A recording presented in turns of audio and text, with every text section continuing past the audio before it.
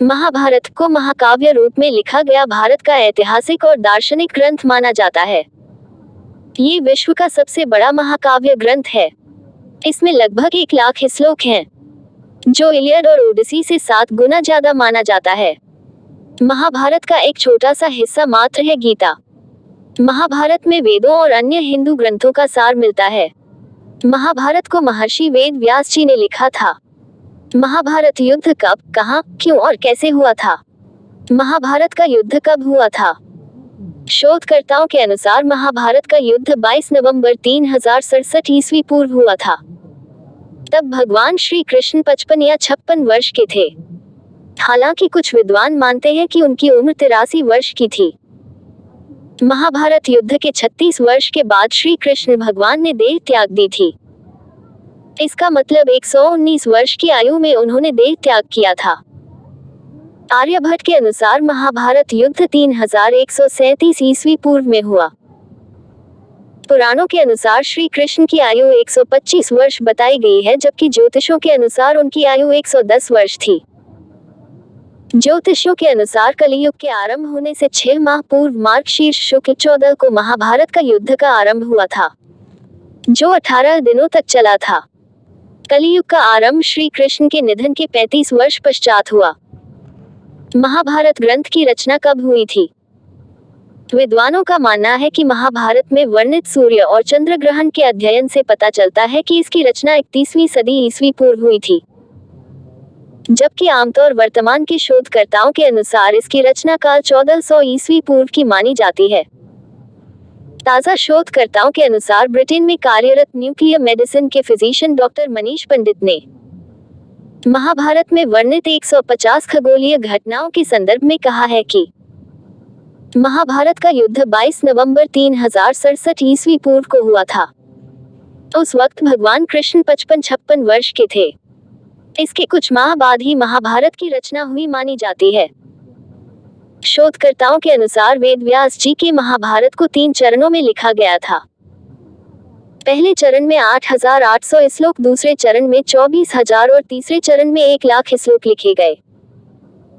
वेद व्यास जी के महाभारत के अलावा Bhandarkar oriental research institute, Pune की संस्कृत महाभारत सबसे प्रामाणिक मानी जाती है। अंग्रेजी में संपूर्ण महाभारत का 2 बार अनुवाद किया गया था।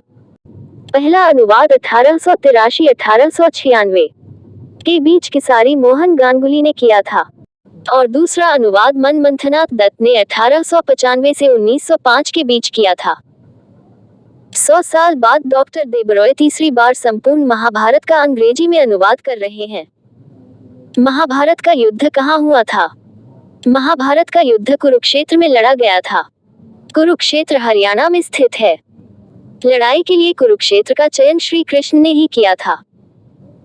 इसके पीछे का कारण था कि जब कुरु इस क्षेत्र की जुताई कर रहे थे, तब इंद्र ने उनसे जाकर इसका कारण पूछा। कुरु ने कहा कि जो भी व्यक्ति इस स्थान पर मारा जाए, वो पुण्यलोक में जाए, ऐसी मेरी इच्छा है। इंद्र उनकी बात को हंसी में उड़ाते हुए स्वर्गलोक चले गए, लेकिन बाद में उन्हें ये समझ में आ गया। ये बात भीष्म, कृष्ण आदि सभी जानते थे, इसलिए महाभारत का युद्ध कुरुक्षेत्र में लड़ा गया। महाभारत के वन पर्व के अनुसार कुरुक्षेत्र में आकर सभी लोग पाप मुक्त हो जाते हैं, और जो ऐसा कहता है कि मैं कुरुक्षेत्र जाऊंगा और वहीं निवास करूंगा, यहाँ तक कि यहाँ की उड़ी हुई धूल के कण पापी को परम पद देते हैं। नारद पुराण में आया है कि ग्रहों, नक्षत्रों एवं तारागणों को कालगति से आकाश से नीचे गिर पड़ने का भय है, किंतु वे जो कुरुक्षेत्र में मरते हैं पुनः पृथ्वी पर नहीं गिरते, अर्थात वे पुनः जन्म नहीं लेते। भगवद गीता के प्रथम श्लोक में कुरुक्षेत्र को धर्म क्षेत्र कहा गया है। क्यों हुआ था महाभारत का ये युद्ध?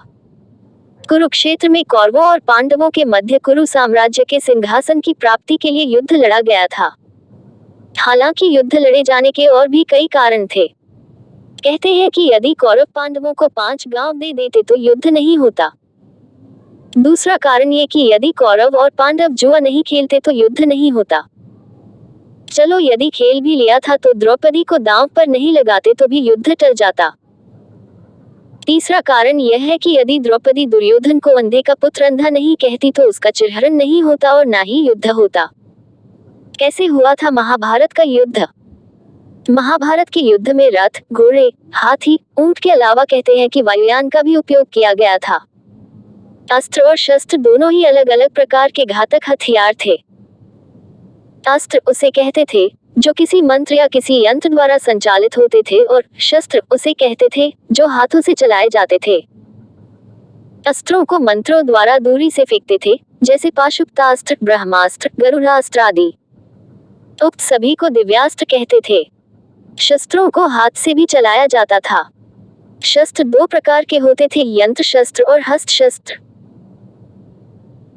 यंत्र शस्त्र की शक्ति तोमर, पाश, बाण, सायक, शन, तीर, परिघ, बिंदपाल, नाराज आदि होते थे, जबकि हस्त शस्त्र के अंतर्गत रिष्टि, गदा, चक्र, वज्र, त्रिशूल, असी, खंजर, खप्पर, खड्ग, चंद्रहास, फरसा, मुशल, परशु, कुंटा, शंकु, पट्टिश, वशी, तलवार, बर्छा, बर्छी, कुल्हाड़ा, चाकू, भुशुंडी आदि। उक्त सभी से युद्ध लड़ा जाता था। युद्ध में दोनों पक्षों की सेना के शिविर। महाभारत युद्ध से पूर्व पांडवों ने अपनी सेना का पड़ाव कुरुक्षेत्र के पश्चिमी क्षेत्र में सरस्वती नदी के दक्षिणी तट पर बसे समंत्र पंचक तीरथ के पास हिरण्यवती नदी, सरस्वती नदी की सहायक नदी के तट पर डाला। कौरवों ने कुरुक्षेत्र के पूर्वी भाग में वहां से कुछ योजन की दूरी पर एक समतल मैदान में अपना पड़ाव डाला। दोनों ओर के शिविरों में सैनिकों के भोजन और घायलों के इलाज की उत्तम व्यवस्था थी। हाथी, घोड़े और रथों की अलग व्यवस्था थी। हजारों शिविरों में से प्रत्येक शिविर में प्रचुर मात्रा में खाद्य सामग्री, अस्त्र शस्त्र, यंत्र और कई वैद्य और शिल्पी वेतन देकर रखे गए। दोनों सेनाओं के बीच में युद्ध के लिए 5 योजन यानी 8 किलोमीटर की परिक्रमा थी। विष्णु पुराण के अनुसार 4 कोस या 1 योजन 13 किलोमीटर से 16 किलोमीटर 40 किलोमीटर का घेरा छोड़ दिया गया था। पितामह भीष्म की सलाह पर दोनों दलों ने एकत्र होकर युद्ध के कुछ नियम बनाए। उनके बनाए हुए नियम: नंबर 1, प्रतिदिन युद्ध सूर्योदय से लेकर सूर्यास्त तक ही रहेगा। सूर्यास्त के बाद युद्ध नहीं होगा। नंबर 2, युद्ध समाप्ति के पश्चात छल कपट छोड़कर सभी लोग प्रेम का व्यवहार करेंगे। नंबर 3, रथी रथी से, हाथी वाला हाथी वाले से और पैदल वाला पैदल वाले से ही युद्ध करेगा। नंबर 4, एक वीर के साथ एक ही वीर युद्ध करेगा। नंबर 5, भय से भागते हुए या शरण में आए हुए लोगों पर अस्त्र शस्त्र का प्रहार नहीं किया जाएगा। नंबर 6, जो वीर निहत्था हो जाएगा उस पर कोई अस्त्र नहीं उठाया जाएगा। नंबर 7, युद्ध में सेवक का काम करने वालों पर कोई अस्त्र नहीं उठाएगा। महाभारत के अनुसार इस युद्ध में भारत के प्राय सभी जनपदों सहित कुछ विदेशी राज्यों ने भी भाग लिया था। माना जाता है कि महाभारत युद्ध में एकमात्र जीवित बचा कौरव युयुत्सु था और 24,165 कौरव सैनिक लापता हो गए थे। जबकि महाभारत के युद्ध के पश्चात कौरवों की तरफ से 3 और पांडवों की तरफ से 15 यानी कुल 18 योद्धा ही जीवित बचे थे।